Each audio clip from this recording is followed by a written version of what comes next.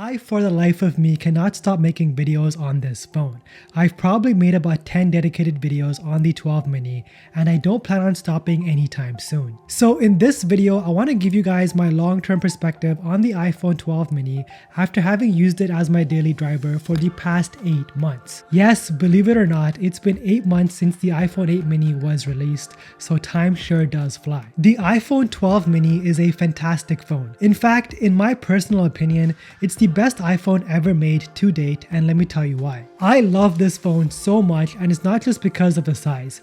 There's more to this phone than what meets the eye. What's a real shame is after the release of the iPhone 13 mini, Apple will be discontinuing the entire iPhone mini lineup, meaning that this phone is getting cancelled, and that's primarily because sales of this phone have been outright terrible. So you may be asking why that is, and we'll talk a bit about that later in the video. But first, let's talk about the reasons why I love this phone. You can't talk about the 12 mini without talking about the size. The 12 mini feels fantastic in the hands. This modern squared off design with rounded edges makes the 12 mini feel very modern. This phone is also extremely lightweight, coming in at 133 grams, making this the lightest phone that I've used in the past 10 years. In the summer, I used this Nike hip pack to carry around the iPhone 12 mini with me, and this honestly is one of the best purchases I've made all year. It's big enough to fit my wallet, AirPods, keys, and a phone, but it's also compact and lightweight enough to carry around with me everywhere I go, strapped to my chest. This Nike hip pack is definitely worth checking out. I will leave a link for you guys in the description below. Ergonomics wise, the iPhone 12 mini is easy to use one-handed,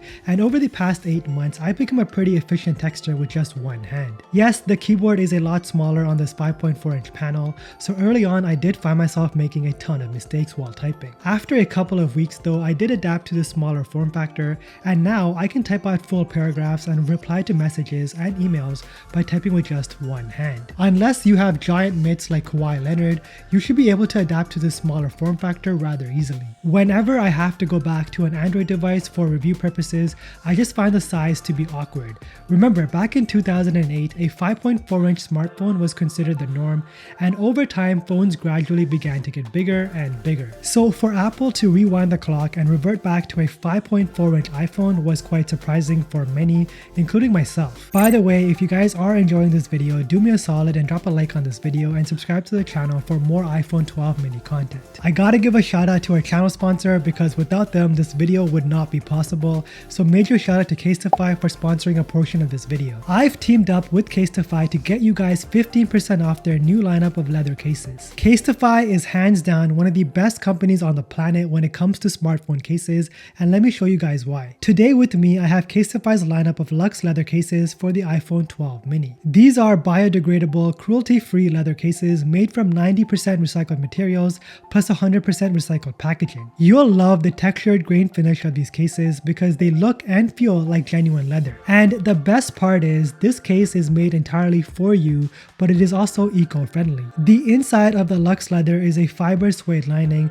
This prevents the back of your iPhone from getting scratched up. Each of these cases also have an antimicrobial coating that eliminates 99% of bacteria and keeps your phone germ-free. This is a huge selling point for me personally, especially in 2021 given that we are in a pandemic. This lineup of Casetify cases is available in 8 different colors, and each leather case is entirely customizable to your own preference. You can finish off your case with your name, monogram, or even initials. I got my YouTube channel name right here, RJ Tech, and I honestly love the feel of this case in my hands. Not to mention, it looks amazing with all of this personal customization. If you want to check out these cases for your iPhone 12 mini, then head over to casetify.com/rjtech and you will get 15% off your purchase. So Apple decided to use an OLED panel on the iPhone 12 mini instead of LCD, and I'm glad that they went this route. OLED tech looks great on this phone. It's a full 1080p HD display, and consuming content on this small form factor isn't as bad as I thought it would be. Color reproduction is fantastic, brightness is great even under direct sunlight, and just consuming content overall is a pleasurable experience. Surprisingly, the 12 mini has a great sounding dual stereo speaker setup. So despite the small 5.4-inch panel, you still get that immersive cinematic experience when you are watching your favorite movies or shows on Netflix. Performance as expected from an iPhone is still top notch. Even after 8 months, this phone still runs like it's brand new. The A14 Bionic is an absolute beast. There is currently no application on the App Store that can give this phone trouble. Although if you do game too much, like say a couple of hours per day, the battery life will take a hit. Even though the the A14 chipset can give you power when required and preserve power when it's not needed, the capacity of the battery found within the 12 mini is just too small. If you use your phone for a lot of gaming and media consumption, you will be lucky to get around 3 hours of screen on time off a full charge. I don't do too much gaming these days, but I do watch a few of my favorite YouTubers daily for about an hour, and I'm able to get around 5 to 6 hours of screen on time consistently. Over the duration of 8 months, my battery health has only dropped 2%, which is not much of a drop off all things considering. You know what's a really underrated feature about the 12 series?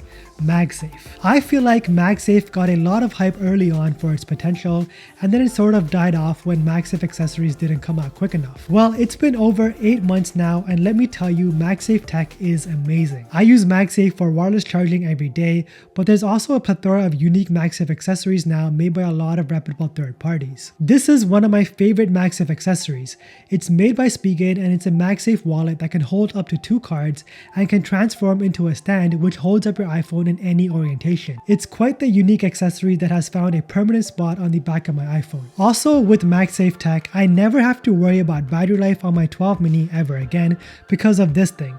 This is a MagSafe battery pack. It's small and compact enough to carry around with me, and it does use magnets to stick on the back of my 12 mini. This is a 3000 mAh battery, and I made a dedicated video on this which I will link for you guys right here if you are interested in learning more. We need to talk about Face ID.